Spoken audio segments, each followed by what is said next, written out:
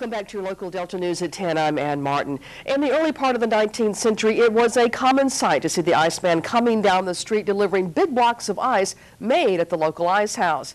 But the coolest place in town was abandoned as technology advanced. In this week's edition of the Delta Traveler, we meet a woman who has spent the past 5 years recording the history of the Southern Block Ice House.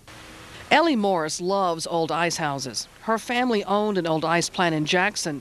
While living in the plant warehouse, she discovered the history of ice. We have a fascination with ice. Touching it, using it, there's something, it's so primitive within us in terms of frozen water that people just love it.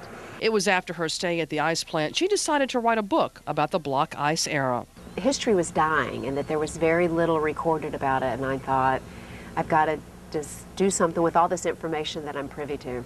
It took this Jackson native 5 years to complete the project, traveling to abandoned ice houses across the South. Many of the plants were located near railroad tracks.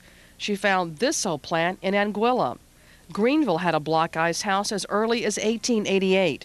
As Ellie explored old plants, some she found still had the original machinery inside. Pascagoula ice and cold storage down on the coast here in Mississippi, because they not only still make ice with the old-fashioned ammonia equipment, their ice storage room has all the old ammonia equipment. So the walls are frosty, the ceiling is frosty.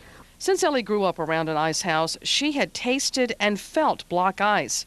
The consistency of it and the way it melted and stuck in your mouth was very different. It was clear, it was solid, it was made as a block and then chipped up.